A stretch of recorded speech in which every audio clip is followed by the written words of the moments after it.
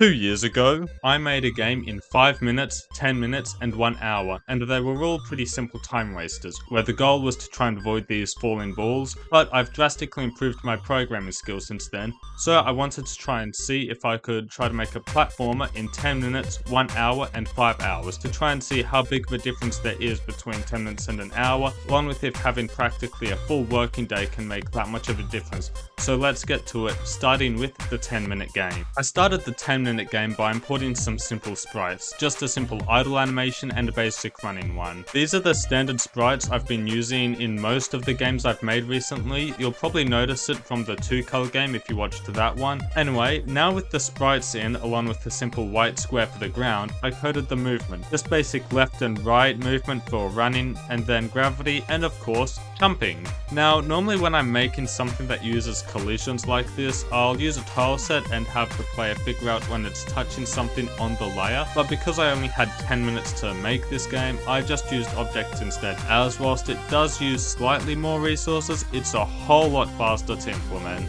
Then finally, I designed the level. It's nothing special, just a few platforms, one slightly raised up, and if you fall down one of these many pits, the game restarts. And that's a 10-minute game. Considering the tight time limit, I feel like it's fairly playable, nothing I'd actually want to play, but a good baseline. Next is the 1 hour game, and with 6 times as much time, I at least want this one to have an actual ending. So let's get to it. I started the same way as I did the 10-minute game, importing the basic sprite sheet, although this time I added the jump animation, as this and jumping just doesn't look right. I added in the same basic movement and ground detection system, along with the basic level, before I decided to try making an actual sprite. And while I spent a good bit of time trying to get something that looked sort of good, I ended up scrapping it because it'd take way too long to look good. So instead, I made them all blue and decided that they'd be Ant-Man, fighting a bunch of shirts with legs. Don't ask me how that worked. I wrote some basic code for the enemies, making them walk around, fall off ledges, bounce off walls, along with letting you jump on them, which took an oddly long time to get right because of how I wrote the code for it. After that, I made an actual ground sprite. Look at this grass. It's green, there's dirt beneath it, has a bunch of grey spots. I really hope that's not cancer. And now with grass, I can add in the sky. Now you might be asking, why do you have a blue character on a light blue sky? And to that I say, now that I have a sky, I decided to make an actual level with cool features. For example, look at this sick ass pyramid I made. It's just there, made of grass. A hill would probably be a better descriptor, but descriptive names are for nerds. I also let you fall into the endless abyss again, meaning that everything from the 10-minute game is now present here. And I made it so when you jump on the shirts, they get squished into the ground. A completely and totally original idea that has never been done before in the history of gaming. A quick note around here, I got a phone call and decided to pause the timer, as it would be pretty anticlimactic if the time ran out whilst I was on this random call. So I pressed the pause timer button. Except it turns out I didn't have that set up, so when I went to start it again, this happened, so now I'm just going to go until this thing hits 9 minutes. In those final 9 minutes, I added an actual way to win the game. You just have to kill all 13 enemies in the level. I made it so they don't fall into the abyss so that you can actually beat the game, and made a simple congrats screen. And despite my pro gamer skills, the game is sort of difficult, mainly because I have no idea how to make a properly balanced game. Now, before I get to the final game, if you've made it this far and enjoy the content, make sure to like and subscribe. I'm very close to 1,000 subscribers and every sub helps. Anyway, onto the 5-hour game. And now we have the 5-hour game, the biggest undertaking of the lot because I had to pretty much dedicate a full day to this thing. And it is a game. I started off the same way as the 2 previous games, importing the sprites in, although this time I decided to spend a bit of time giving it an actual sprite, with it having a shirt, shorts, no shoes, and eyes that have seen God. With a half-decent sprite implemented, I added the normal movement, running, jumping, gravity, the same as the other games, and made some cloud sprites that ended ended up not getting used at all, so that's one useless thing put into the game. I also tried this sort of trailing effect, and while I'll admit it doesn't look too good here,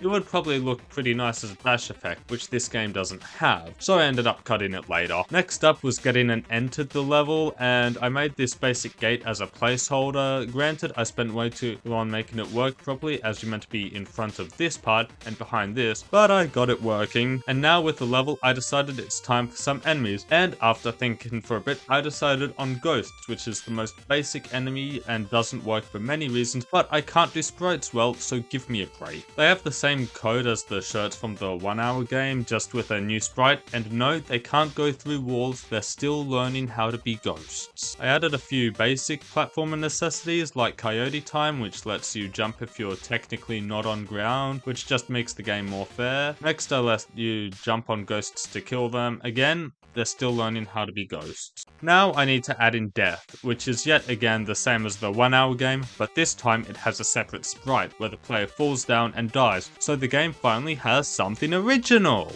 Death! After death, I decided to add in a fan favorite. Capitalism!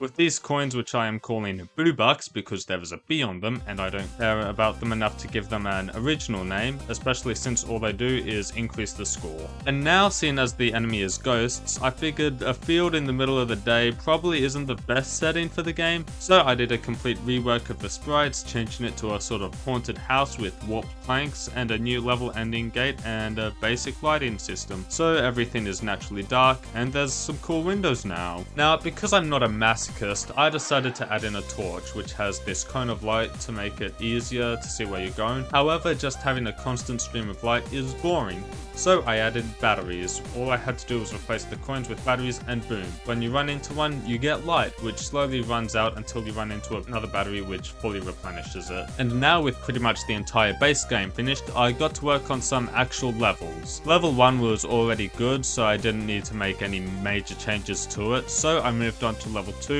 which is just more platforming, just a bit more difficult and fewer batteries, as if I add too many, the darkness just isn't an issue anymore. Level 3 is a lot longer and a fair bit more difficult too. There are a few longer jumps and a few more precise ones as well, such as this spot right here with a bunch of one wired, one gap jumps that need to be made, and a few large jumps that push towards the upper end of how far you can jump. And finally, level 4, I had originally planned for this to be some sort of boss fight with a large ghost, but I didn't want to spend most of my limited remaining time coming up with a few random moves and a reasonable way to defeat it, so I scrapped that and made a normal level, but this one has more height. And just to add a bit more spice to this final level, I added in moving platforms. Originally I wanted them to go up and down, but the player decided to take after ghosts and fell through the floor, so I just made them go left right because that's so much easier. And now with all the levels done, I made a simple title screen and that's the game finished. Now this one obviously turned out better than the previous two, as I had way more time to do small things like nicer sprites. I mean, look at this shirt. It's pretty obvious that these legs were made in very little time. But there are obviously a few things I could have done differently. One thing that I didn't have the time for was a proper end screen that displayed things like how many deaths and how long the run took, which would have tied in pretty nicely to another thing I wanted to add, being an online leaderboard, like what I've put in my two previous games. But overall, I feel I did pretty well. It's a fully functional and mildly enjoyable game with no major bugs that I could find, and I decided to throw it onto my itch.io page. The link is in the description if you want to try it out, although I made a few slight adjustments to get it working properly. And with all that said, make sure to like and subscribe, as it really helps out the channel, and I am really grateful for the huge spike in views that my old Silksong short has gotten. Time of writing, it's over 100k views, which is a lot. Anyway, if you enjoyed the video, you might want to watch this one here, where I made a game that only uses one button,